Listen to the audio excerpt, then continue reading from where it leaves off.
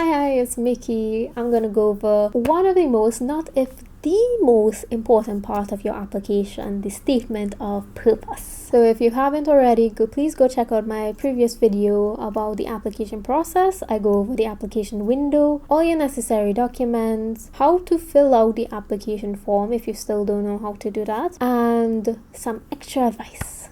Personally, writing this essay was difficult.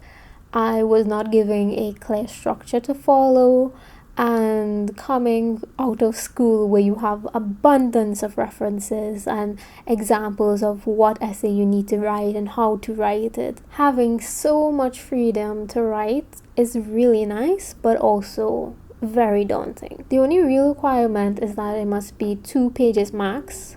Besides that, you have full freedom about the essay and everything, every single way. And I saw a video talking about page numbers. I had page numbers, and then I was like, is this what I'm supposed to be doing? So I contacted somebody who I knew was actively in the program. They didn't use page numbers. So I believe I removed mine. Sorry to disappoint, but I will not be showing my essay during this video. The point of this is to help give you a template so you don't come across as copying me or sound like my essay. The last thing you want is to have somebody who has an essay that sounds exactly like you. So I'm gonna make this super simple. I'm going to prompt you with 5 questions, and you could kind of answer these in 4 paragraphs to fill out your 2 pages. Questions. How did you find out about the program? Why do you want to participate in this program? What can you receive during your time in Japan? What can you give during your time in Japan? What will you do after leaving the program? Now, I'm going to answer these questions. Number 1, I found out about the JET program because I began watching a YouTube channel called Abroad in Japan. If you do not know, the creator of the channel is Chris Broad, and he's a JET program alumni.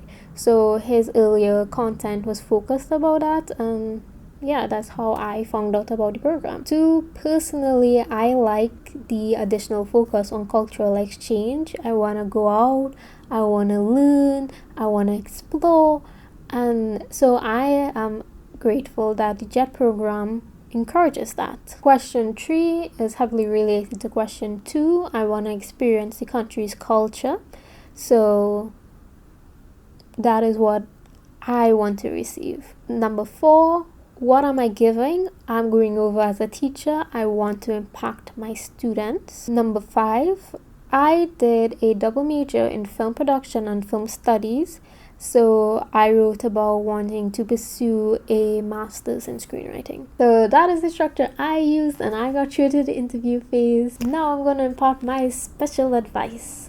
So once again, I have a list of everything I wrote down, so let's go through them. You do not need to answer these questions in order. This is just how I chose to answer them. These are also questions that I made up based on the information I was hearing a lot about.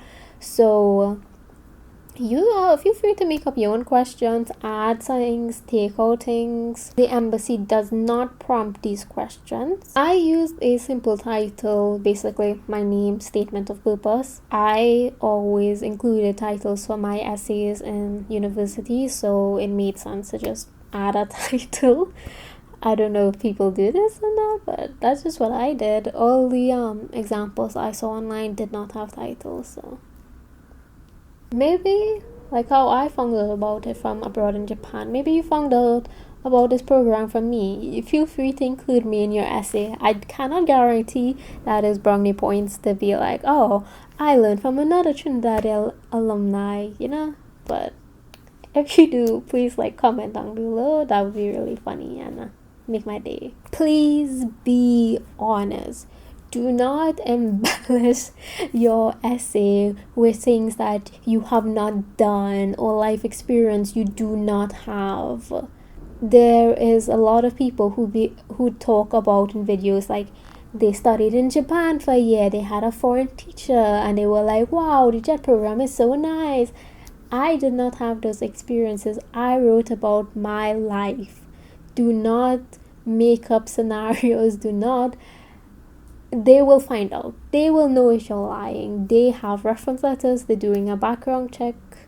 they will know if you're being untruthful. So just don't lie, be honest. Okay, so I heard this one a lot: avoid anime talk.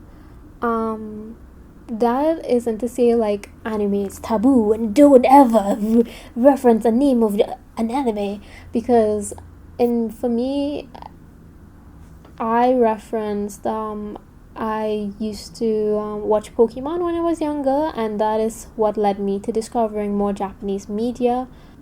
It was short, it was truthful. I grew up watching anime, and that was it. I didn't mention anime for the rest of the essay. So if you want to do something similar, be like, okay, well, oh no, what do? The way I discovered more about Japan is anime, but I don't want them to think I'm a weeb.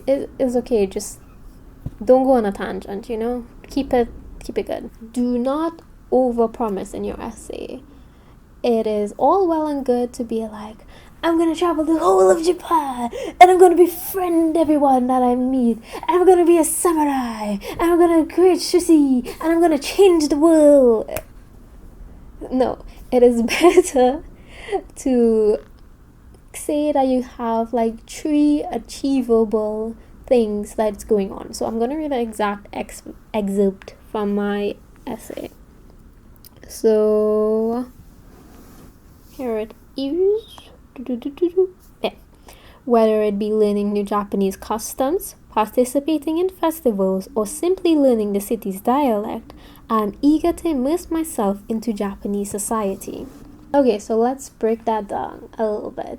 What I said is that I want to learn new Japanese customs, participate in a festival, and learn some dialect. Those things are really small and seemingly simple, so I know I will have opportunities to do that. I know I'm going to talk to people and go out in the community. I know I'm going to go to events. It shows my interest in Japan and interest in going out and doing this program. I know what I'm about and what I want to do, so it is truthful, it is easy and achievable, and it's a list of like 3 things. Participation at the grassroots level is important to them, so keep that in mind. Get someone to reread your essay. You are going to spend a frustrating amount of time going over this thing over and over and over, changing says many drafts. I think I went through like 4 to 5 drafts because, once again, I didn't have a structure, I didn't have questions to prompt.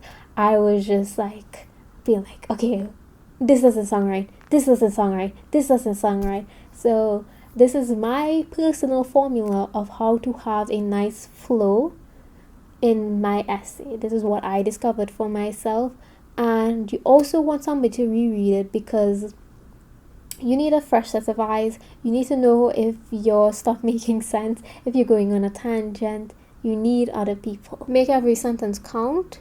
Only include the most relevant information. You are very limited in your words. That brings me to my final piece of advice.